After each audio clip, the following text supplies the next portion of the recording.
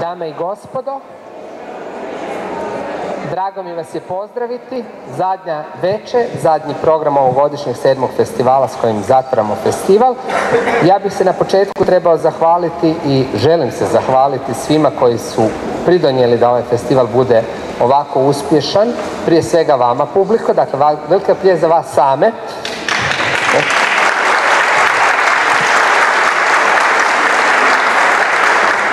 Ovaj festival radimo zbog vas i zbog nas i drago nam je da nas podupirete i vaša podrška nam je najvažnija.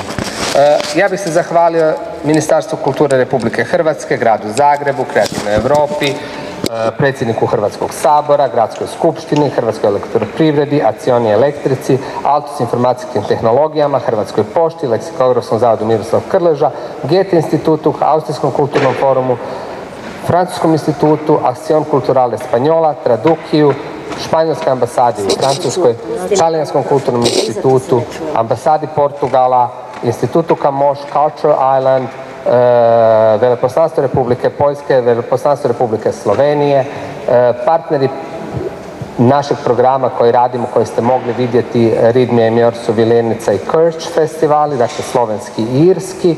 Posebno bih zahvalio dakle ovoj ustanovi koja nas je sve tu ovdje ugostila ovih 7 dana, Hrvatskom glazbenom zavodu i njezinim djelatnicima, molim pljesak i za njih posebni.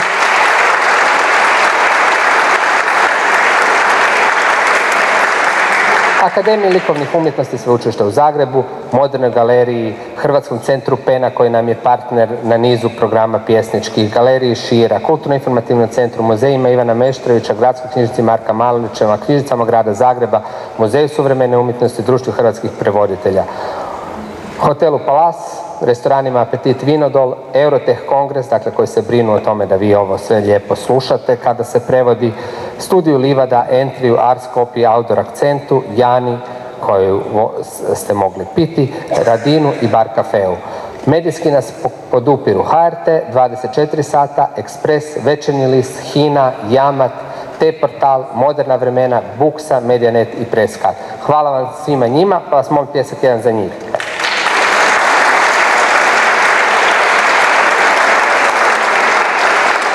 No, ovoga svega ne bi bilo da nema naših ljudi koji stoje iza svega ovoga.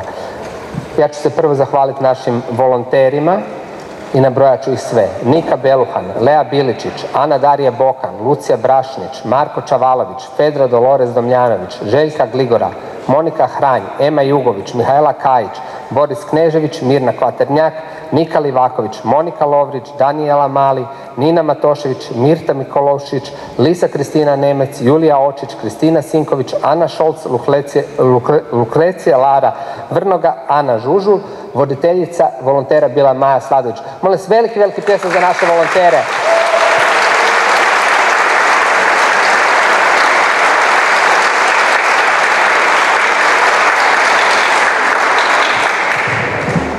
No da bi ovo sve ovako funkcioniralo, stoji ozbiljan rad, gotovo cijelu godinu radimo, pripremamo festival, dakle već sutra počinjemo razmišljati o 8. festivalu svjetske književnosti. Iza toga stoji tim ljudi, mali, ali jako važan. Dakle, vizualni identitet ovogodišnjega festivala dao je Ivan Stanišić, student Akademije likovnih umjetnosti u Zagrebu. Fotografi sajma festivala su bili Edi Matić i Siniša Sunara, snimatelji Stjepan Tomić, Branko Vilus, promotivni spot radila Nikolina Žapčić. Molim vas pljesak za njih.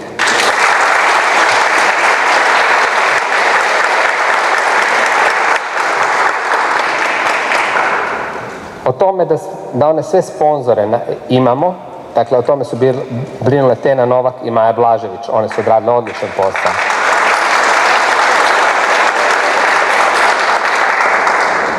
Nabavu i prodaju knjiga koje možete kupiti radili su Lidija Krvarić, Martina Cvetković, Adrian Cvitanović, Maša Ljubotina Vilić, Davorin Sabljić.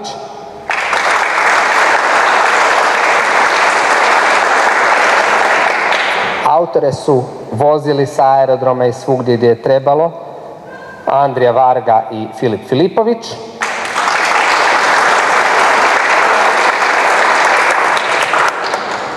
Tehniku su vodili Ivan i Vid, molim vas pljesak za Vida, posebno on je svaki dan ovdje. Tekstove u ovoj programskoj knjižici pisali su Tomica Bajsić, Nada Bezić, Neva Lukić, moja malenkost Roman Simić, Andrija Škare i Vlatka Tor.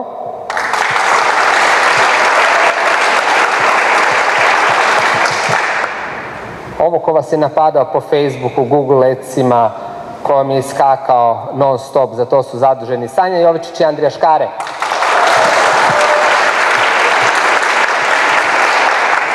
Grafički dizajn ovih svih materijala odradila je Maja Glušić.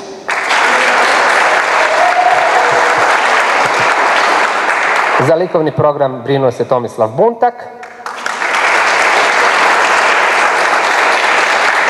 A ja moram posebno istaknuti dvije osobe bez kojih ovaj festival ne bi bio moguć. Dakle, to su PR sajma, Vlatka Tor, molim vas, veliki pljesak za Vlatku Tor.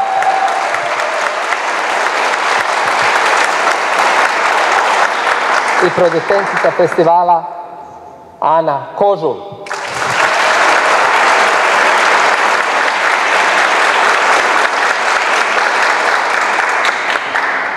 Festival kao uvijek završavamo programom, a poslije toga ćemo imati i piće. Meni je drago da je zadnji program ove godine jedna od najboljih suvremenih svjetskih spisateljica, dobitnica nagrade Goncourt, autorica koja pomiče granice književnosti, francuskinja marokanskog porijekla, Leila Slimani, molim vas, jedan veliki pljesak za Leilu Slimani.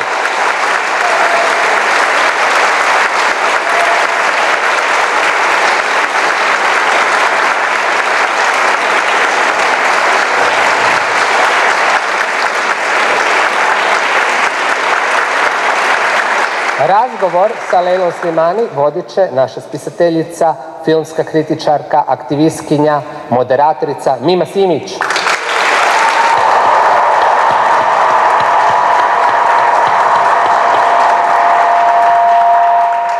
Leiline romane na hrvatski Uspavanku i u vrtu čudovišta prevela naš PR sajma Vlatka Tor. Još jedan pljesak za Vlatku Tor.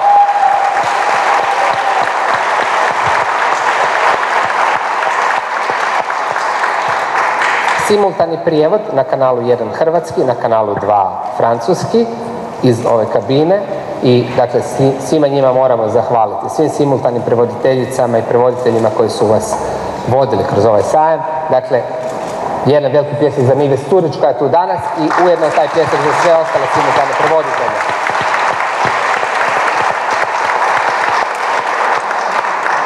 Hvala naravno i svima autorima koji su sudjelovali na festivalu jer oni su ipak najvažniji.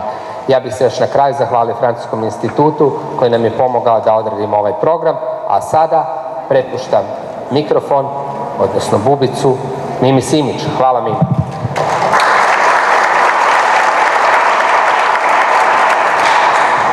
Ok, užasno mi je čast i zadovoljstvo moderirati večeras Leilu, ponajviše zato što kad me pitao da moderiram, shvatila sam da ja sam idealna moderatorica za ovu večer zato što se identificiram visoko sa obje protagonistkinje njena dva romana.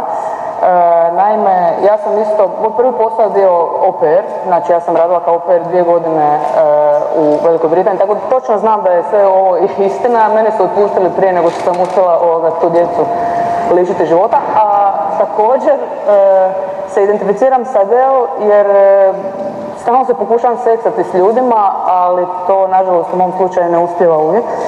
Tako da, Leila, hvala što te mogu moderirati večeras. Kakav je osjećaj biti književna superzvijezda? Mislim da je to možda danas na neki način živimo u celebrity culture, tako reći. Što znači biti celebrity i biti pisac istovremeno?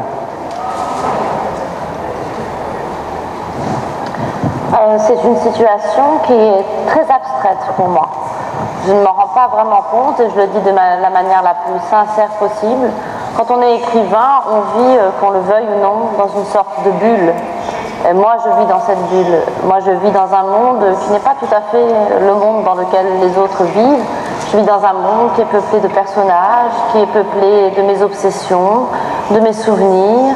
Je regarde les gens, j'essaye de voler tout ce que je peux voler, leurs idées, ce qu'ils sont, la façon dont ils se comportent. Donc la façon dont les gens me regardent m'importe peu. Et puis au fond, tout ça c'est très vain, ça n'a aucune importance. Si je regarde mon ordinateur et que je lui dis « Hé ordinateur, je suis Leïla Slimani, moi je suis prix Goncourt, je suis célèbre, écris un roman », mon ordinateur n'écrira pas le roman. Donc quand on est tout seul face à son ordinateur, on n'est rien. On est juste une personne ordinaire qui doit essayer d'écrire un roman. Donc c'est tout ce qui m'importe, c'est mon travail. Ok, kad si krenula, znači prva knjiga koja je prevedena ovdje bila je Dadilja, ali prvi roman koji si napisala bila je znači Adele, odnosno knjiga koja je prevedena kod nas u Vrtu čudovišta. Što je to čudovišno o kojem govori? Znači, prvobitno si htjela razmišljala o tome da protagonistkinja Adele bude alkoholičarka, ali onda se zaključila da je to možda već potrošen nekakav trop. Zašto je ženska seksualnost koja je 2019. još u Francuskoj koja slovi kao zemlja koja je seksualno slobodna, kako uspjeva biti transgresivna i jesi li bila svjesna tog odjeka koji će knjiga imati zbog ove konkretne tematike? Justement, j'avais envie d'explorer le lien entre liberté et sexualité, en particulier quand on est une femme. Moi, j'ai grandi dans les années 90, nos modèles, c'était Madonna, c'était Sharon Stone dans Basic Instinct, c'était ces femmes avec des sexualités très débridées et tout. Et moi, je croyais, quand j'avais 14 ou 15 ans, que pour être une femme libre, il fallait avoir plein de partenaires, il fallait coucher avec les gens, il fallait montrer qu'on était libéré sexuellement. Et à un moment, je me suis rendu compte que c'était beaucoup plus compliqué que ça, qu'une femme qui faisait l'amour parfois avec une seule personne était plus libre parfois qu'une personne qui faisait l'amour avec plein de gens. Et d'ailleurs, ce qui m'a marqué, c'est que des gens qui lisaient dans le Jardin de l'Ogre, surtout des hommes, lisaient le livre et me disaient « mais je comprends pas, pourquoi elle quitte pas son mari, elle est tellement libre ». Je dis « mais pourquoi vous dites qu'elle est libre ?» Parce qu'elle couche avec tout le monde. Et donc pour vous, la liberté d'une femme se mesure au nombre de personnes avec qui elle couche. Donc je voulais montrer que l'aliénation n'est pas toujours là où on croit, que des gens qui ont l'air très libres sexuellement sont parfois très aliénés et des gens qui ont une sexualité tout à fait classique, banale, peuvent être extrêmement libérés. J'avais envie d'explorer ça et puis j'avais envie d'explorer l'addiction et puis la perdition, le moment où on n'est plus capable de se contrôler. J'avais interrogé un psychiatre là-dessus et il m'avait dit l'addiction, c'est le moment où on perd la liberté de dire non. Et moi, c'est quelque chose qui me fascine, le moment où on ne peut plus dire non. Parce que moi, ma vie a été basée sur le fait que j'ai toujours dit non aux choses que je ne voulais pas, mais j'avais envie de savoir ce que ça pouvait être. Une vie où on ne pouvait pas dire non, où on n'arrivait pas à dire non, où on n'arrivait pas à se contrôler. Et donc ce personnage a commencé à me fasciner. Mais effectivement, je pense que la relation entre sexualité et liberté, c'est une relation beaucoup plus complexe que ce qu'on croit. Kad kažeš da to ne te nekako oblikovalo, ti si između dvije zapravo kulture, marokanske kulture i francuske. Koji su različiti tipovi, odnosno koje su verzije ne s kojima si se susretala u prvoj fazi, a koje u drugoj? Jer neki, kad govorimo o našoj poznatoj kulturi, u ovoj nekakvoj zapadnoj europskoj, iako je upitno je Hrvatska zapadna Europa, dobro, nešto što na neki način naturaliziramo. Mi ne vidimo što je nama ne. Ne vidimo naše granice jer vidimo slobodu, vidimo tuđu ne slobodu, a svoju ne vidimo. Kako si ti osvijestila svoje ne iz jedne u drugu kulturu?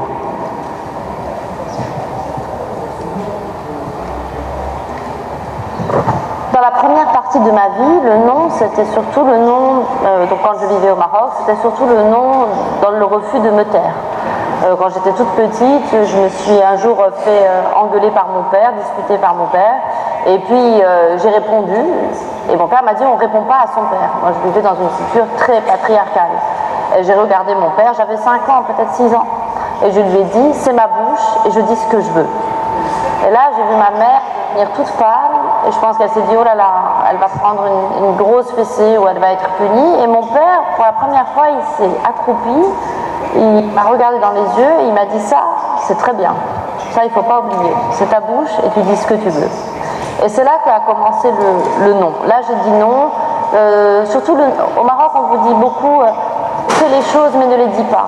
Couche avec des hommes mais ne le dis pas, sois homosexuel mais ne le dis pas, fais-toi avorter mais ne le dis pas, pense ce que tu veux mais ne le dis pas. Et moi je refusais ça. Moi je disais si je pense quelque chose ou si je fais quelque chose, je ne veux pas en avoir honte et je ne veux pas mentir. Et dans la deuxième partie de ma vie, le non il a été très différent. Je dirais qu'en devenant une mère, en devenant une femme, en devenant une écrivaine, une épouse, le non, ça a consisté à dire aux gens que finalement, j'étais indifférente au fait de les décevoir et que ça ne me dérangeait pas de ne pas être aimée. Je pense que quand on est une fille, on est beaucoup éduqué avec l'idée qu'il faut plaire aux gens, qu'il faut être aimable, qu'il faut répondre aux exigences de la société, être une bonne mère, être une bonne épouse, travailler de manière consciencieuse. Eh bien, je ne suis pas une bonne mère, je ne suis pas une bonne épouse, je n'ai pas une vie qui répond à toutes les règles, mais c'est ma vie et personne ne va la vivre à ma place et personne ne va mourir à ma place. Donc j'en fais ce que je veux et si les gens ne m'aiment pas, ça ne me dérange pas. Užasno je rijetko čuti rečenicu baš me briga, ja nisam dobra majka. Mislim da je to ono, ja ne znam jesam ikad to zapravo čuo da neko kaže od žena koje jesu majke. Mislim da je možda i to razlog tog golemog uspjeha, jer obje knjige se na neki način tiču majčinstva. Adele dijelom bježi iz tog majčinstva u seksualne avanture, dok Miriam svoje majčinstvo outsourca i to nekakvo hipertrofirano majčinstvo dadilje Louise zapravo završi zločinom. I zločinom nad sobom na neki način, jer ona se definirala kroz cijelu knjigu kao nekakva ultimativna majka. Jesam li očekivala da će biti toliki odjek i kontroverza zapravo ove teme i te priče. Naravno da je infanticid i ubojstvo djeteta od strane žene još uvijek jedan od najvećih tabua, ali je jako čest zapravo poriv, pogotovo znamo i za postnatalnu depresiju, sve te nekakve periode i trenutke u ženskom i u majčinskom životu koji se ne artikuliraju. I na neki način je Louise dobila priliku svu tu frustraciju majčinstva na neki način kanalizirati i vlastitog i tuđeg. En fait, je voulais explorer aussi mes propres fantasmes. Je pense que, c'est drôle, on en parlait tout à l'heure dans la rue, on rêve tous d'une Mary Poppins qui descend du ciel avec son petit parapluie, qui rentre dans votre maison et qui fait ça, et que les tiroirs s'ouvrent et les vêtements se plient et tout se range. Moi j'avais ce fantasme, c'est un fantasme en fait qui est très, très universel. La relation de la mère à l'enfant, c'est sans doute la relation qui me fascine le plus en tant que romancière. C'est une relation d'une complexité extraordinaire, c'est sans doute la relation la plus intime qui existe, du simple fait qu'on partage un corps à un moment, puisqu'on a un enfant à l'intérieur de soi, et qu'en même temps, c'est une relation dans laquelle il y a eu énormément, où les femmes ont subi énormément de pression sociale, politique, de pression du patriarcat à travers leur rôle de mère. Moi, quand j'étais plus jeune, on me décrivait la maternité comme un lieu magnifique, un lieu extraordinaire. On me disait, quand tu seras mère, tu connaîtras le grand amour, tu vas découvrir un amour immense et inconditionnel, et tu aimeras et tu seras aimée en retour, et tu seras plus jamais seule. Et moi, je me suis sentie très seule avec mes enfants, même si je les aime de manière inconditionnelle et que je pense qu'ils m'aiment. Je me suis sentie très seule, je me suis sentie très perdue, je me suis sentie très violente. Et je pense que toutes les femmes, la majorité des femmes, ont traversé ces sentiments. Et j'avais envie d'explorer ça, j'avais envie de mettre des mots là-dessus. Et puis, je pense que la particularité aussi de notre époque, c'est que on ne peut plus vivre cette relation de manière exclusive comme autrefois, c'est-à-dire ça n'est plus notre seul rôle. En plus de ça, on doit être une épouse, on doit être un individu, on doit avoir une carrière. Mais comment faire tout ça? C'est-à-dire on a conquis tous ces droits et c'est extraordinaire et moi je suis évidemment favorable à ça. Mais la question est comment faire? Comment ne pas s'épuiser là-dedans? Comment ne pas disparaître? Et moi j'ai toujours été fascinée par la relation que les romanciers ont avec leur mère. Si vous lisez Romain Gary, si vous lisez Albert Cohen, tous les romanciers, ils vous décrivent leur mère. Alors, c'est une sainte, elle est extraordinaire, elle les a aimés à la folie, et grâce à elle, ils sont devenus écrivains. Et souvent, je me suis dit, peut-être que la mère de Romain Gary, au fond, des fois, elle avait peut-être envie de le jeter par la fenêtre. Peut-être que des fois, elle le détestait, qu'elle le trouvait très très chiant. Mais c'est le point de vue de l'enfant sur sa mère. Les enfants pensent toujours que la maman, elle nous aime, et maman, elle peut tout traverser parce qu'elle nous aime tellement. Elle souffrira pas. Si nous, on est heureux, maman, elle est heureuse. Mais c'est pas vrai. Et j'avais envie de le dire à mes enfants aussi, de leur dire que je les aime, mais que ce que je suis n'a pas disparu quand ils sont nés. Et la maternité, c'est un deuil aussi. C'est-à-dire que vous accouchez, il y a une vie qui naît, mais il y a aussi quelqu'un qui meurt. Il y a quelqu'un qui est mort quand mes enfants sont nés, une partie de moi qui est morte pour toujours. C'est pas grave, c'est pas dramatique, mais il y a aussi quelqu'un qui meurt au moment où on donne naissance à un enfant. Ok, jesi ti to svoje djeci rekla? Okay. Možda bi bila dobra ideja da jedan dio svojih tantijema za njihovu psihoterapiju sad izdvojiš. Ono što je zapravo, zašto, meni se postavlja pitanje zašto stalno inzistiramo na majčinstvu kad postoji i očinstvo, kad postoji i nekakva potencijali šireg spektra uključivanja u cijeli roditeljski postupak. Recimo ima scena u Dadilji kad su sve te dadilje kod Pješčanika i ova jedna komentira kad god se pojavi neki muškarac on je sigurno pedofil.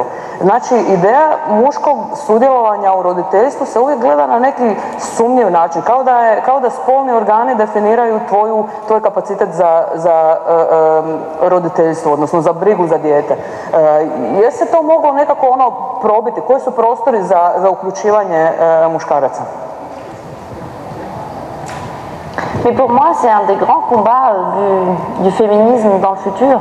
Je pense qu'on ne pourra jamais obtenir une réelle égalité, notamment à l'intérieur de la maison, si les femmes n'acceptent pas de laisser aux hommes aussi leur place. Je connais beaucoup de femmes qui ont une vision de la maternité qui est une vision presque sacrée. Moi, je suis une mère. Pour vous donner un exemple, ma mère, c'est une femme qui a toujours travaillé, qui est féministe dans sa façon de vivre. Mais en même temps, par exemple, quand je voyage, elle m'appelle, elle me dit « Alors, où sont tes enfants ?» Je lui dis « Ils sont à la maison avec leur père. » « Ah, tu les as laissés tout seuls ?» Je dis « Non, ils sont avec leur père. » Et pour ma mère, c'est comme si je les avais laissés tout seuls. Quand moi, je pars en voyage, ma mère me dit « Oh là là, tes enfants, tu leur as beaucoup manqué. » Quand mon mari part en voyage, à chaque fois on lui dit « Oh là là, tes enfants ont dû beaucoup te manquer. » C'est-à-dire que lui, il souffre, mais moi, je fais souffrir. Et je pense que c'est vraiment, là, pour le coup, je pense que le patriarcat est beaucoup transmis par les femmes. Et ça, c'est un travail que les femmes doivent faire. Elles doivent arrêter de mettre l'homme à l'extérieur de la famille et considérer qu'elles sont plus importantes parce qu'elles sont une mère. Moi, quand j'ai eu le prix Goncourt, mon mari a arrêté de travailler, j'ai accouché, il a élevé ma fille, que j'ai très peu vue au début parce que j'ai beaucoup voyagé. C'est un père extraordinaire et je pense que c'est une mère comme les autres. Mon mari est une mère comme les autres et c'est très bien comme ça. Et je pense que c'est important de laisser aux hommes cet espace et de ne pas adopter une attitude qui peut être humiliante vis-à-vis des hommes en leur disant « parce que moi je l'ai eu dans mon ventre, finalement il y a quelque chose que auquel tu n'auras jamais accès dans cette relation parce que je pense que c'est pas vrai. » Et je pense que la paternité deviendra quelque chose d'extraordinaire si on laisse aux hommes la possibilité de le définir et de l'enrichir. ovo o čemu govoriš je zapravo nekakva ultimativna feministička revolucija, što me zapravo podsjeća na to da si ti, prije nego što si napisala ova 2 romana, pratila si kao novinarka politički arapsko proljeće i mislim da ono što se dogodilo s tim tipom revolucije, što se dogodilo i sa socijalističkom revolucijom, što se dogodilo i sa 68. i tako dalje, da su to uvijek revolucije koje su nekako feminizam zaboravile, odnosno podrazumijevalo se da će ta revolucija i uključiti feminističku borbu, ali uvijek su te žene na kraju dobile nogu u guzicu, da tako kažem. Jesi li to primijetila kad si pratila kao žena, kao novinarka sva ta političke turbulencije? Jesi li prepoznala potencijale feminističke i onda i urušavanje tih ideala? Mais en fait, c'était très ambigu. Par exemple, en Égypte ou en Tunisie, là où moi je suis allée, ce qui était incroyable, c'est de voir que la jeune génération, par exemple les jeunes garçons, ils étaient épuisés eux aussi du patriarcat. Eux aussi, ils n'en peuvent plus. Parce qu'ils n'ont pas de sexualité libre, parce qu'ils ne peuvent pas avoir des relations avec les femmes qui sont des relations égalitaires, parce qu'on leur demande d'être des mecs, de dominer, d'être dans une forme de brutalité et de violence qu'ils n'ont pas envie, à laquelle ils n'ont pas envie d'adhérer. Donc j'ai vu beaucoup d'hommes dans ce moment-là. Alors ça n'a pas duré longtemps, mais il y a eu un moment presque magique où on voyait les garçons, par exemple, le soir sur la place Tahrir, les hommes se mettaient comme ça pour protéger les filles. Quand les filles commençaient à installer les tentes pour dormir, ils faisaient des rondes pour pas qu'il y ait des agressions et tout. Donc il y avait une vraie conscience qu'il y avait un problème. Et il y avait une conscience aussi que ces dictatures, la dictature de Ben Ali ou la dictature de Moubarak, c'était des dictatures basées aussi sur des figures masculines, dominantes, sur une spoliation des droits individuels de manière générale, mais des droits de la femme aussi. Et les gens comprenaient à ce moment-là que si on réglait ce problème, on allait complètement modifier la société. Et quand il y a eu des contre-révolutions, évidemment les premières victimes, ça a été les femmes. Parce qu'on comprend très bien que quand on maintient la moitié de la population d'abord sous domination, évidemment ça a des incidences sur les hommes, qui sont la misère sexuelle, qui sont l'absence de mixité dans les espaces publics, qui sont la violence à l'intérieur du foyer, et puis tout ça continue à se transmettre. Mais je crois, et je suis assez optimiste là-dessus, que les jeunes générations dans ces pays-là, et c'est la même chose au Maroc, c'est la même chose en Algérie, on l'a vu là, en Algérie, les femmes elles sortent, elles manifestent tous les vendredis, avec un voile, sans voile, avec les mêmes slogans, et les gens comprennent qu'on ne pourra jamais, et ça je suis catégorique là-dessus, construire de démocratie sans les femmes. C'est impossible. Les gens qui me disent on fait une démocratie mais en même temps on continue à avoir des lois qui dominent les femmes, c'est absolument impossible. La démocratie, évidemment, doit considérer tous ses citoyens sur un pied d'égalité.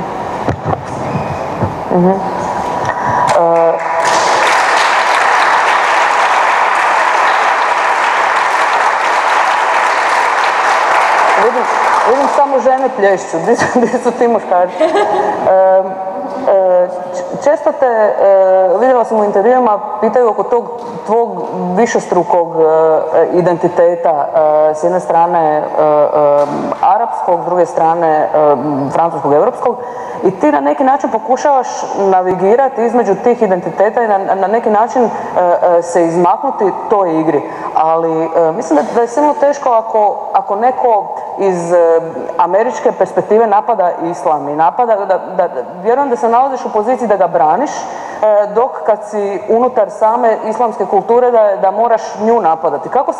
Kako ova navigacija, kako to radiš, kako to osjećaš kao svoju recimo i političku i društvenu nekakvu ulogu? Il y a quelques mois, je t'aurais répondu d'une manière tout à fait différente de ce que je vais te dire maintenant.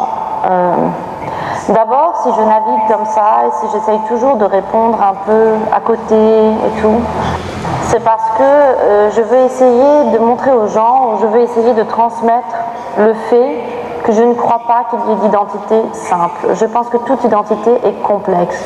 Je pense que dès qu'on veut mettre de la pureté dans l'identité, dès qu'on est sûr de ce qu'on est, on n'est pas loin du fascisme. Les gens qui veulent dire moi j'ai une identité pure, je ne suis que ça et je la fais. Moi ça me fait peur. Pas la pureté Je crois que tout est mélangé, je crois que tout est trouble, je crois au pouvoir de l'ambiguïté et je pense que l'ambiguïté doit être une valeur politique. Il faut défendre ça. Il faut défendre le fait qu'on ne sait pas ce qu'on est, personne ne sait qui il est et on n'a pas à dire aux gens ce qu'ils sont non plus. Donc c'est pour ça que je n'aime pas qu'on me définisse et que je ne me suis jamais vraiment définie. Mais après, il faut dire que ça finit toujours par nous rattraper. On finit toujours par être rattrapé par ces questionnements sur son identité. Et que là, je viens d'écrire un roman que j'ai terminé il y a un mois, qui est un roman qui questionne un petit peu ça, mais au travers d'une fiction. Moi, je suis d'une certaine façon une métisse, puisque ma grand-mère, elle était alsacienne, elle est venue s'installer au Maroc en 1945, elle s'est mariée avec un indigène, un Algérien musulman, et puis ils ont eu des enfants qui ont été mélangés. Ma mère elle-même s'est mariée avec un Marocain, donc je suis issue de toute cette lignée de métis. Et j'ai toujours dit aux gens que c'était merveilleux, et qu'avoir plusieurs cultures c'était merveilleux, et que c'était une richesse. Mais en fait c'était un mensonge, je ne l'ai jamais cru. Je le disais parce que je pensais que c'était bien de le dire, mais je pense que le métissage c'est aussi une malédiction. Je pense que quand on est mélangé, parfois on ne sait pas vraiment qui on est incapable d'appartenir et on vit toujours dans le pays des autres. Et moi j'ai toujours vécu dans le pays des autres. Et je ne sais pas qui je suis et au fond c'est une douleur, mais c'est aussi ce qui explique pourquoi je suis écrivain. Parce que je pense que la littérature elle a cette fonction extraordinaire de vous conférer une identité et de vous permettre de vous constituer une identité. Donc je suis écrivain, ce qui fait que parfois je suis dans mon bureau, parfois je suis un vieux alcoolique russe en train d'écrire des nouvelles et parfois je suis une jeune péruvienne obsédée sexuelle en train d'écrire des nouvelles et parfois une française des années 50, je peux être qui je veux. Et au fond c'est la plus grande des libertés, donc ma seule identité aujourd'hui je crois que c'est d'être écrivain.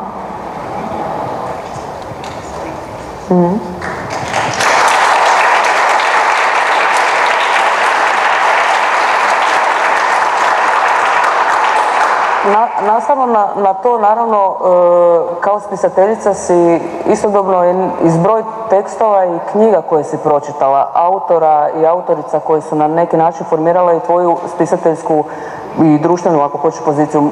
Želiš li možda osvrnuti se na neke tekstove ili autore ili fragmente zbog koji si to što jesi kao spisateljica i kao osoba, ako hoćeš?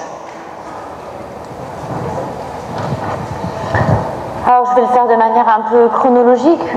Moi mes premiers chocs en littérature, ça a vraiment été la littérature russe, qui a fondé à la fois mon amour pour la littérature, pour la philosophie, et puis mon idée qu'il y avait autre chose que la vie. Moi je vivais dans un milieu assez conformiste, bourgeois, assez ennuyeux, et je trouvais la vie très médiocre. Je trouvais la vie, et même si je les adore, je m'excuse auprès d'eux, mais la vie de mes parents, je la trouvais très médiocre, la vie des gens que je fréquentais, et je me disais mais il y a bien quelque chose au-delà, il y a quelque chose de plus grand qui existe. Et là j'ai lu Dostoïevski, et Dostoïevski a été mon plus grand choc jusqu'à aujourd'hui, parce que sa réflexion sur le mal, sur la culpabilité, cette idée que de toute façon nous sommes tous coupables, que nous sommes nés coupables, et puis cette vision de la littérature aussi qui est une vision assez religieuse et à laquelle j'adhère, c'est-à-dire la littérature comme un moyen de sauver l'être humain, de le considérer, de le regarder avec compassion, de voir dans chaque être humain sa fragilité, sa monstruosité, sa laideur, et pourtant de l'aimer. Au fond, les livres, c'est mes églises. Vous rentrez dans un livre comme vous rentrez dans une église et vous demandez pardon et vous regardez l'autre et vous dites « Tu es comme moi, tu es aussi faible que moi, tu as commis des péchés comme moi. » Et c'est Dostoïevski qui a construit l'église de la littérature. Et Tchekhov a été très très important aussi, lui vraiment sur la question de la forme. C'est un très grand formaliste, c'est un écrivain d'une précision absolument extraordinaire. Tolstoï sur la folie et puis sa perception sublime de l'être humain, où il arrive à capter des choses qui sont au-delà de nos capacités. Et puis après ça a été le grand roman français qui là est beaucoup plus le roman social, Balzac, Zola, Maupassant. Et puis plus tard, je suis allée vers l'Amérique. Le roman sud-américain était très très important pour moi aussi. Garcia Marquez bien sûr, mais Vargas Llosa aussi, Jorge Amado, et tous ces auteurs-là ont été très importants. Et c'était drôle parce que j'avais le sentiment, en lisant les auteurs haïtiens, les auteurs argentins ou brésiliens, qu'il y avait un lien très fort avec le Maroc et avec ma propre culture. Le rapport à la magie, le fait de vivre en dictature, le fait de vivre dans des pays comme ça très chauds où la nature est très accablante. Et le roman américain, c'est venu en dernier. J'ai une relation assez complexe avec la littérature américaine. Il y a des choses que je déteste, mais j'aime énormément la littérature du sud des États-Unis, là aussi pour le lien avec le Maroc. J'aime Faulkner, j'aime Flannery O'Connor, j'aime Tennessee Williams, j'aime Carson McCullers. Voilà, ça ce sont les écrivains qui sont dans mon panthéon. Et j'aime Philip Roth, parce que Philip Roth, justement, c'est un homme qui dit « Je n'ai jamais écrit comme un juif et je n'ai jamais écrit comme un américain. J'ai écrit comme un écrivain. » Et quand on écrit, on n'est personne d'autre qu'un écrivain, ou on est tous les autres. Mais en tout cas, on ne se définit pas par une communauté. Et ça, j'aime ça chez lui.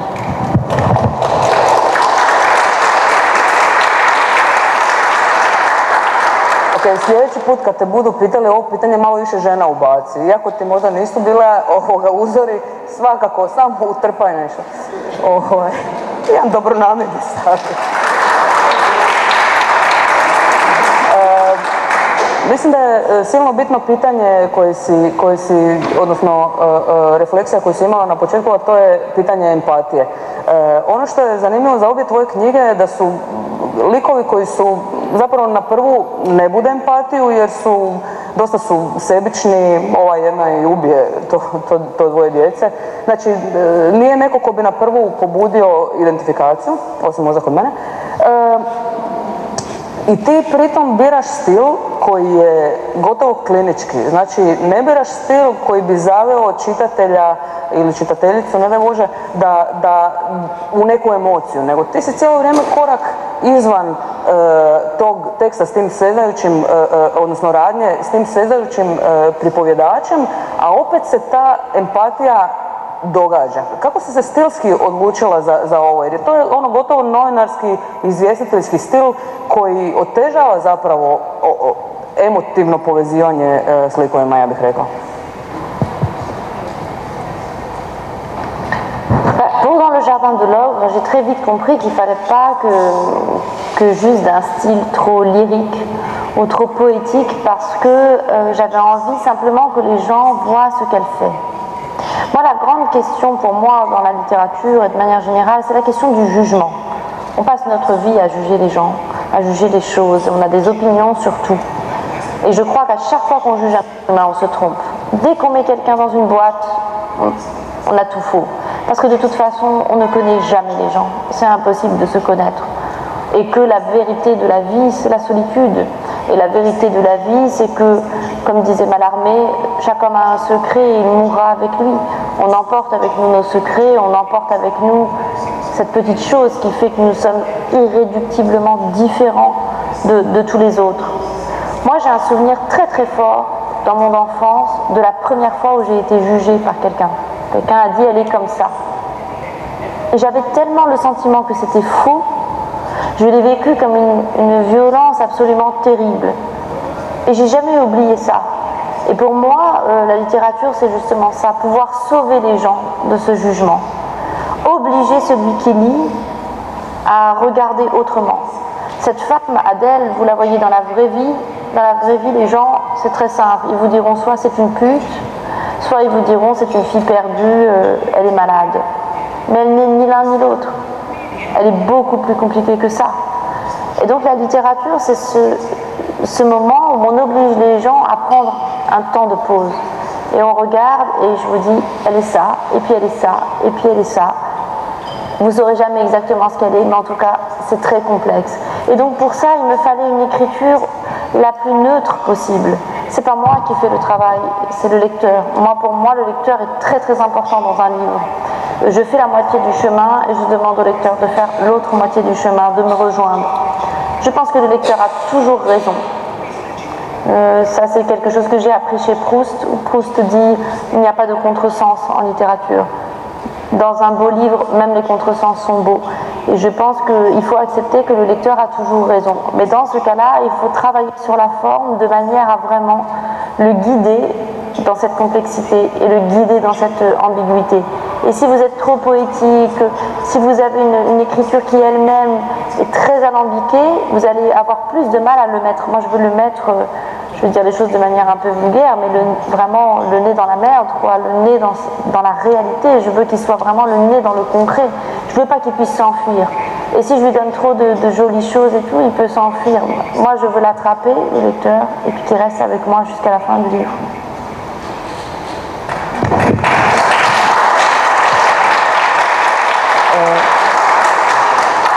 Konkretno, dadilja je prevedena na skoro 40 jezika i mislim da si mi rekla da si 1,5 dana bila na turneji s knjigom Posuda. Kad govorimo o tome da čitatelj ima pravo, na kakve vrste reakcija si u različitim zemljama, kulturama, jezicima imala? Postoje li nekakve specifičnosti različitih kako je množina konteksta, različitih konteksta na recepciju knjige i povratnu informaciju tebi kao autoricu? C'est assez amusant de voir les différences. Par exemple, en Chine, je me souviens que quand je suis arrivée, mon éditeur m'a accueilli pour faire une grande tournée en Chine. Et le livre a eu pas mal de succès en Chine. Et il me dit, oh, c'est génial. Avant-hier, il y a une nounou qui a tué 2 enfants à Pékin. On ne parle que de ça. Et donc, du coup, ça va faire un buzz pour le livre. C'est super sur le plan marketing. J'étais là, mais c'est atroce. Donc là, vraiment, c'était très libre. Ça, c'était l'éditeur qui m'a vraiment stupéfait. Et sinon, par exemple, dans des pays comme le Brésil, des pays comme le Liban, des pays où les gens ont l'habitude d'avoir des domestiques, souvent, ils n'ont pas trop compris le livre. Et il y a par exemple des femmes qui venaient me voir au Brésil, les grandes bourgeoises de Sao Paulo, qui disaient « Oh, vous avez tout à fait raison, je déteste les nounous. Elles sont vraiment atroces. Moi-même, j'ai embauché 24 nounous, vraiment. Non mais les domestiques, c'est plus du tout ce que c'était. » Alors là, on voit une incompréhension un peu du sujet. Les Américains, moi j'ai un peu de mal avec les Américains, je ne le cache pas. Ils ont beaucoup de mal avec l'ambiguïté, les Américains. Et ils ont du mal avec le fait de mettre en avant des personnages qui sont des personnages négatifs, de mettre en avant aussi des propos qui sont des propos racistes, parce que dans mon livre, les gens tiennent des propos qui sont racistes. Donc ils veulent toujours savoir, qui est le méchant, qui est le gentil. Ils veulent absolument savoir ce que vous pensez et où est-ce que vous situez vos personnages, ce à quoi je me refuse totalement. Et puis ils sont obsédés aussi par la question du réel. Qu'est-ce qui est vrai? Qu'est-ce qui vient de votre vie? Qu'est-ce que vous avez pris de la réalité? Ce qui, à mon sens, est une question complètement idiote, parce qu'un roman qui réussit, c'est un roman où justement on ne sait plus ce qui est vrai ou pas. Il y a un très beau texte de Vargas Llosa qui dit un écrivain, c'est exactement l'inverse d'une femme qui fait un striptease. Une femme qui fait un striptease, elle enlève ses vêtements et elle se retrouve nue. Un écrivain, c'est quelqu'un qui est nu et qui va mettre des vêtements de plus en plus, jusqu'à ce que vous ne voyez plus du tout son corps et jusqu'à ce que vous oubliez la réalité et ce qu'il y avait derrière. Donc on s'en fout de savoir, ce qui est important c'est les vêtements, c'est pas le corps qui est derrière, puisque le principe du roman c'est de s'habiller. Donc voilà, ils ont une conception de la littérature assez particulière. Je dois dire que c'est sans doute dans les pays européens, en particulier en Allemagne, en Angleterre, en France, oui, ou dans les pays d'Europe de manière générale, où il y a encore un rapport à la littérature où on peut vraiment exprimer sans problème l'ambiguïté. Alors les Japonais, c'est très particulier parce que les Japonais, ils sont quand même très très dark, enfin c'est vraiment très noir, très sombre. Alors pour eux, un truc avec une nounou qui tue des enfants, c'est rien du tout, c'est limite une comédie romantique. Alors là-bas c'est vraiment, non, c'est très particulier. Parce que j'ai fait des rencontres avec des gens, alors c'est que des serial killers qui tuent toute la famille, enfin bon bref. Donc moi à côté j'étais vraiment la nana romantique, donc c'était sympa. Ça j'ai un peu.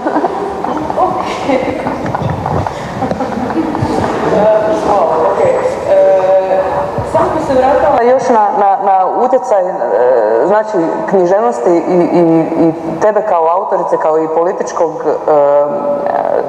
subjekta i da ne kažem djelatnika. Odnedavna si ambasadorica francuskog jezika, ali također prije toga kad si bila u Maroku i kad si promovirala Adele, jako puno žena tamo je našlo kroz knjigu kanal za artikulaciju nekakvih šutnji i tišina koji su imali, koji su do tad mučili. Znači, to političko djelovanje književnosti s tom konkretnom knjigom možda nije kao u Japanu, ali ovdje je baš odradilo jednu jaku društvenu, na neki način je poluga ta knjiga bila.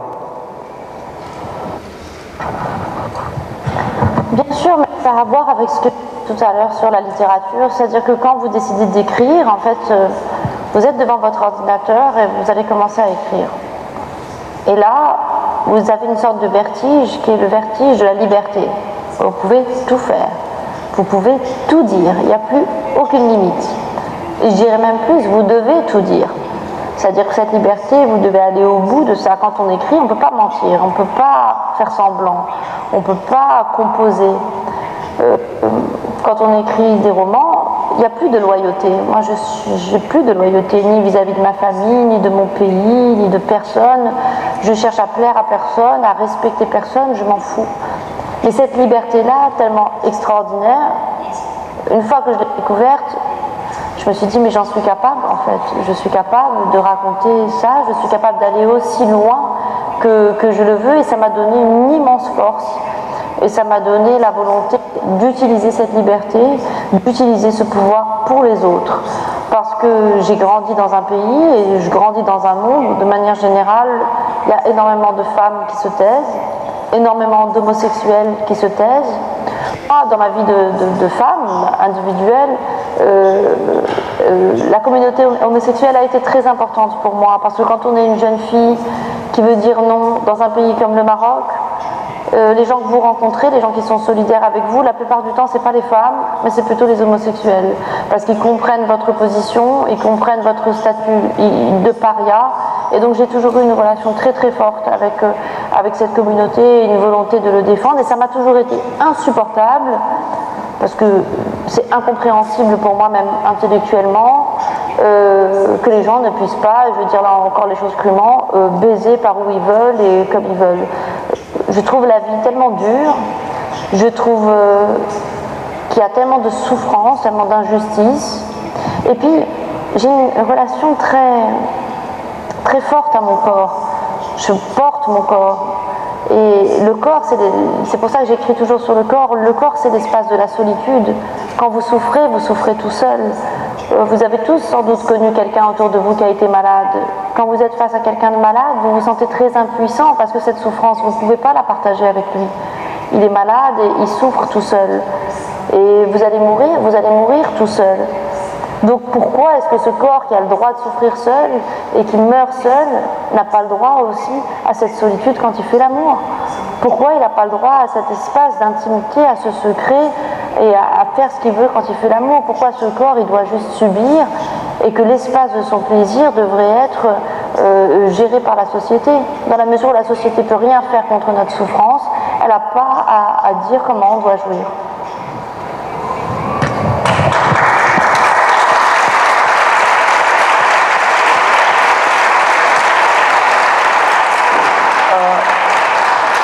Super iz književne pozicije kad govoriš o slobodi pred kompjuterom i moći da zapravo napišeš sve što ti pada na pamet, da ideš do kraja koliko god možeš. Što se događa kad postaješ ambasadorica jezika pri čemu predstavljaš francuski jezik, francusku državu na neki način? Koja je vrsta ne koje tada dobiješ, koja je vrsta, kako se ta sloboda odjednom ograničava, s čim moraš pregovarati i kako možeš možda opet izmigoljiti iz tih cenzura?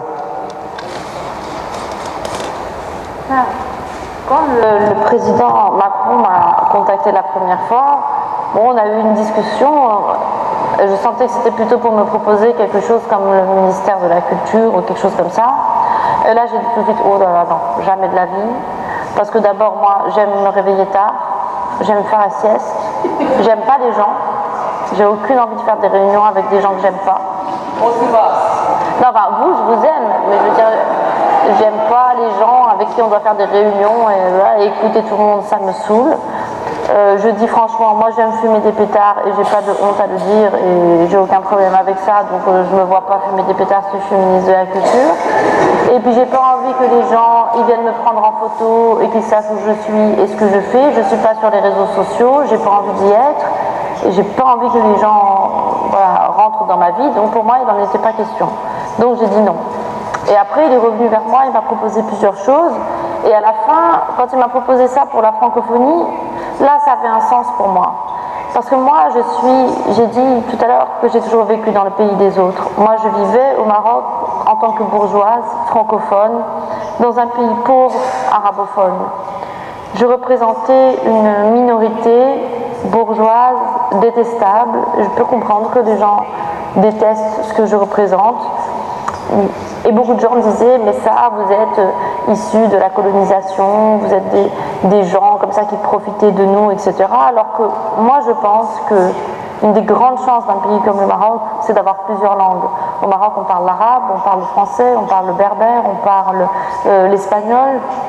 Et pour la jeunesse marocaine, c'est une immense chance. Les gens, ils naissent, et ils ont 2-3 ans, ils parlent déjà 3-4 langues. Et je veux défendre ça, parce que moi j'ai très peur, comme je vous disais tout à l'heure, moi j'ai peur de la pureté et j'ai peur de l'unicité.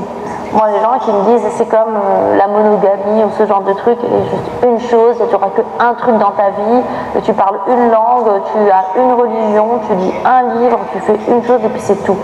Moi, je déteste ça. Je trouve que c'est effrayant. Je trouve que c'est pas quelque chose qu'on a à offrir, qu'on a des choses à offrir bien meilleures à notre jeunesse. Donc, c'est pour ça que j'ai accepté ça. Mais je lui ai dit en revanche, je dirai toujours tout ce que je veux, parce que comme je l'ai dit à mon père, je vois pas pourquoi je pourrais pas le dire à Emmanuel Macron. Donc, c'est ma bouche et je dis ce que je veux. C'était vrai quand j'avais 5 ans. C'est vrai aujourd'hui. Bah non, mais c'est vrai quand même. Mon père, c'était plus que le président pour moi. Donc, c'est normal.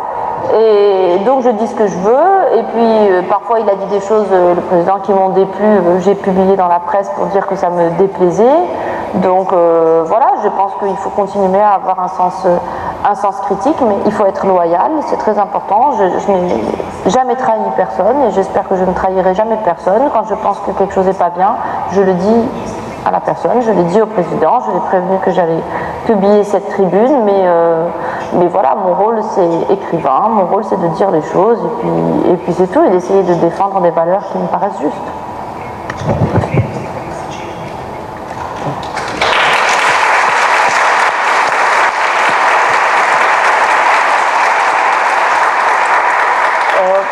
Još jedna od tvojih medijskih istupa koji nije se konkretno ticao tvog spisateljskog rada, nego rada kao javne osobe, je bio reakcija na određeni broj Francuskinja koji su govorile protiv Me Too movementa.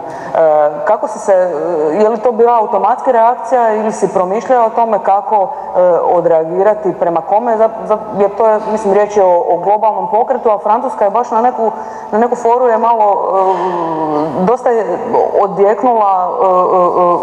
odjeknula je ta reakcija koja je bila negativna na Me Too movement. U kojem trenutku si se odlučila uključiti i dati neku kontru tome?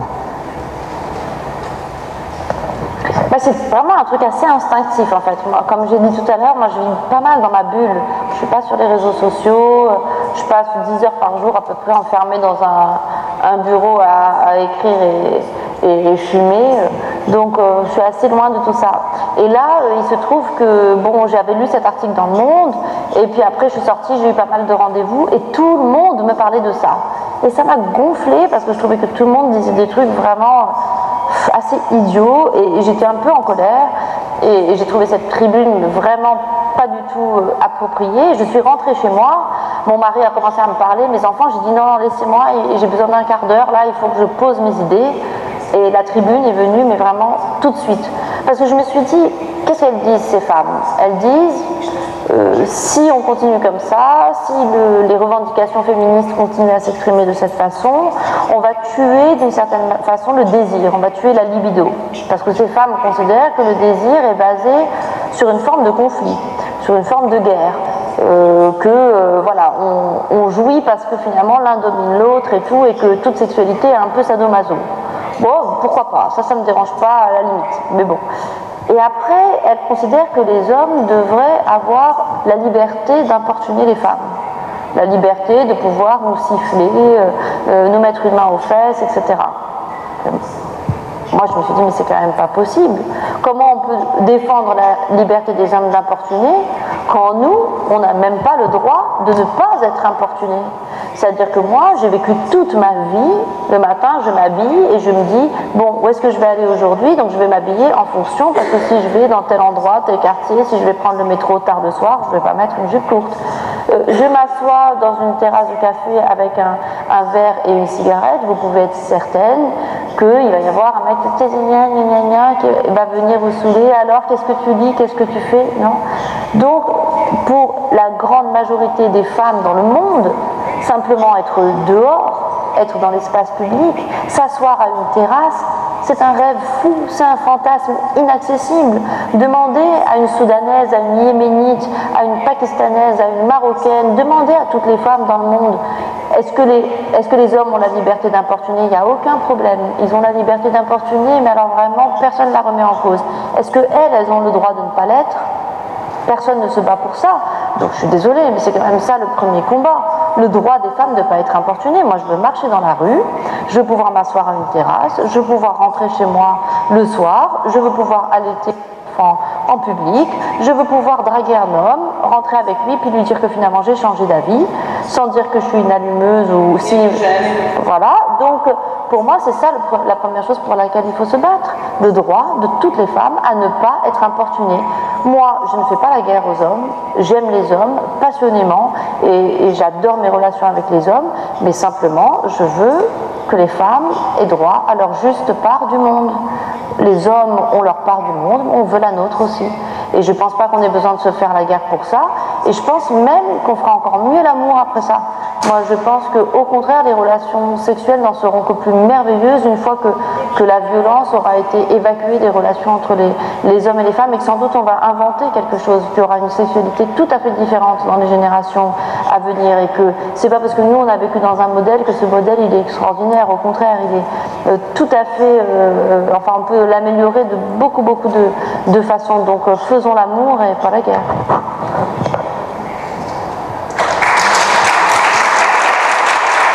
Jeste čuli ljudi, kad dođete doma, ljubav, pošaljite nam slike ili se nije dogodilo.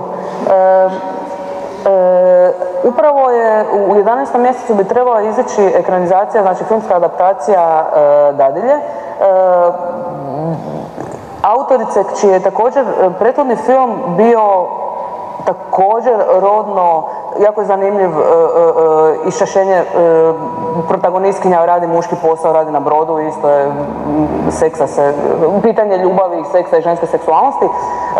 Kako si se, prvo jesi li pogledala film, drugo koliko si imala utjecaja na film i treće zašto nisi tražila glavnu ulogu jer si ti svojedobno imala neki pokušaj u glumačkim vodama koji navodno je katastrofalno završio.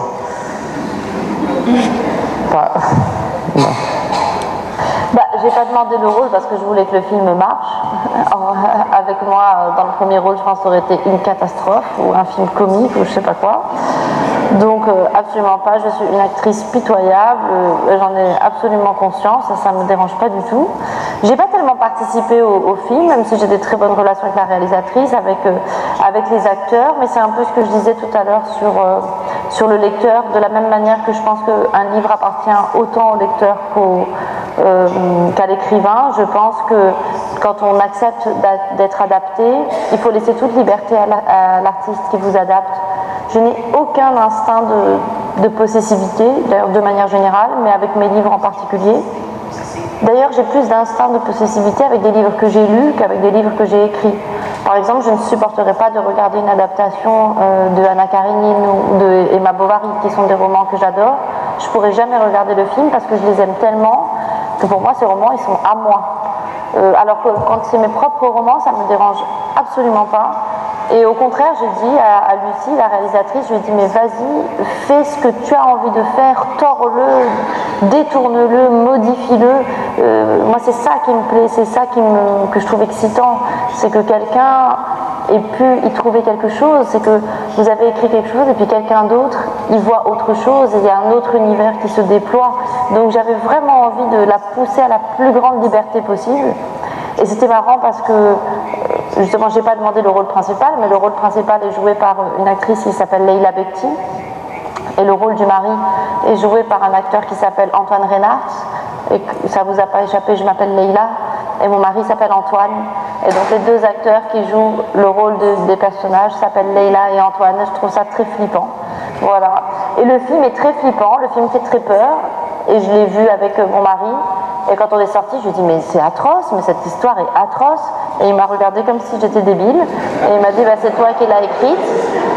Mais vraiment, je m'étais jamais rendu compte que c'était si horrible. Et après, quand les gens sont venus me voir, après les gens qui me disent ah j'ai peur de lire votre livre, avant je disais toujours mais non, vous exagérez. Maintenant je dis ouais vous avez raison en fait. Maintenant j'ai conscience, c'est vrai, l'histoire est horrible. Donc pour les gens qui ont peur, je vous comprends. Je li imaš osjećaj da, kad smo već kod filmova, da su neki filmovi utjecali na tvoj književni rad? Meni je naravno, kad sam čitala Adele von Trierova Nimfomanka mi je naravno bila glavni nekakva refleksija, jer uostalom i nema puno filmova koji bi tematizirali žensku seksualnost na taj način. Jel bi ti mogla mapirati neke svoje uzore ili ukus? Bien sûr, le cinéma influence beaucoup mon travail, à la fois dans la forme, parce que souvent je travaille en écrivant des scènes, un peu comme au cinéma, donc un seul lieu, de personnages, et puis ensuite je fais comme un travelling, je les regarde, je décris ce qu'ils font, et j'aime beaucoup cette manière de travailler. Je pense qu'il y a une relation très forte, une proximité très grande entre les écrivains et les réalisateurs. À mon sens, certains réalisateurs sont des écrivains avec une caméra, et certains romanciers sont des réalisateurs avec un stylo. Je pense que quelqu'un comme Almodovar ou quelqu'un comme Desplechin, ce sont des écrivains, seulement ils ont pris une caméra plutôt qu'un stylo. Et d'une certaine façon, moi je pense que j'ai un peu un regard de cinéaste sur la littérature. Mais comme j'aime pas les gens, comme je l'avais dit, je préfère travailler toute seule avec juste un stylo et un papier, c'est plus pratique. Donc oui, ça m'influence énormément, et bien sûr dans le Jardin de l'Ogre il y a plusieurs références. Il y a Belle de jour, évidemment, le film avec Catherine Deneuve, le film de Buñuel, et de manière générale je dirais tous les films de Buñuel. J'ai cité Almodovar, et Almodovar aussi est un homme qui a exploré de manière extraordinaire la sexualité féminine, la sexualité homosexuelle, et qui a montré aussi les liens, qui a montré en quoi les femmes et les homosexuels sont souvent retrouvés, et c'est pas pour rien, dans leur combat. Les grands mouvements féministes sont aussi des mouvements LGBT. Dans le monde arabo-musulman, on voit aussi cette proximité, comment l'aliénation dans la sexualité fait que deux communautés se rejoignent. Il y a ce film aussi qui s'appelle Shame, ce film magnifique aussi qui est un film sur l'addiction sexuelle, et puis Nymphomaniac de Lars von Trier. Alors Nymphomaniac, je vais vous raconter une anecdote. J'avais déjà écrit le livre et je décide d'aller voir Nymphomaniac. Moi je vais au cinéma tous les jours. Tous les matins je vais au cinéma, la séance de 11h au cinéma qui est juste en face de chez moi. On a la chance à Paris d'avoir beaucoup de cinéma. Moi j'ai un cinéma en face de chez moi. Donc le monsieur du cinéma, il me connaît très bien et je vais tous les matins au ciné. Et c'était un jour d'hiver et puis moi je suis très peureuse. Et donc il sait très bien que quand je suis seule dans la salle de cinéma, j'ai toujours un peu peur. Donc j'arrive, je prends ma place et il me dit je te préviens, t'es toute seule, il n'y a personne. Ah, je dis j'ai un peu peur et tout. Il me dit installe-toi, au pire s'il n'y a personne, je viendrai et tout. Donc je m'installe et puis finalement il y a d'autres gens qui viennent, un couple, une autre personne. Pardon, je rigole parce que je pense à cette anecdote. Et puis d'un coup derrière moi, il y a un monsieur qui s'installe, mais un monsieur comme dans les films, avec des cheveux gras, une espèce de grande mèche comme ça, un imperméable, des grosses lunettes, dégoûtant, et à 11h du matin quoi. Et puis d'un coup, moi je regarde le film, je suis vraiment dans le film, et d'un coup j'entends les femmes derrière qui commencent à crier et qui attrapent le monsieur et qui commencent à le frapper. En fait, il est en train de se masturber devant le film à 11h du matin. Mais c'était très drôle parce qu'il y a 5 vieilles dames En plus, moi j'habite dans un quartier où il y a plein de cinémas porno, donc en plus c'est vraiment bizarre d'aller voir un film alors qu'il aurait pu aller dans un cinéma porno. Mais bon, ce qui était marrant, c'est qu'il n'y a que des retraités le matin. Donc il y avait plein de vieilles dames entre 70 et 80 ans en train de tabasser le type qui est sorti avec son pantalon sur les genoux et qui criait, et les femmes qui le frappaient. Et donc j'ai jamais oublié ce film parce qu'il y avait ces dames vraiment trop marrantes qui le frappaient, l'insultaient, espèce de pervers, salaud et tout. Il est jamais revenu. Voilà, donc merci les retraités de mon cinéma, je les aime beaucoup.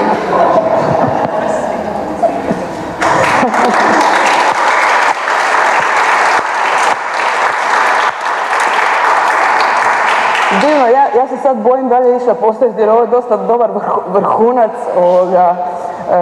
za završiti večer. Sejde, što misliš, da zatvorimo? Evo, Leva, je li ima nešto što bi htjela s našom hrvatskom lijepom publikom podijeliti, još neku svoju tajnu?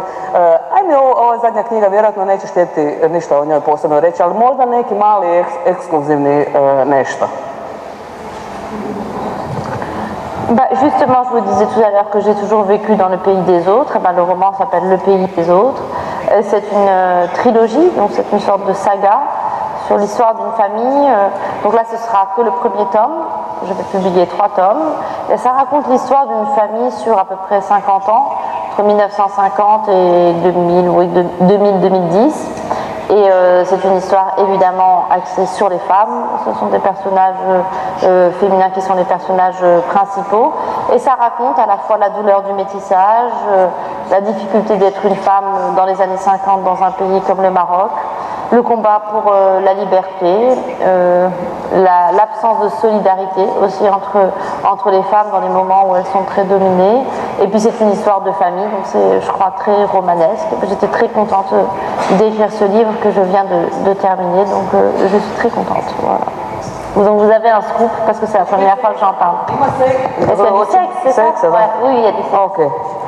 To je meni dosta bitno. Da vidimo ti čitati uopće. Dobro, super. Ja ću zahvaliti Leli na fantastičnom razgovoru i hvala vama divnoj. Nažalost, pitanja ne primamo. To možete meni dati poslije 100 kuna. Veliki pljesak za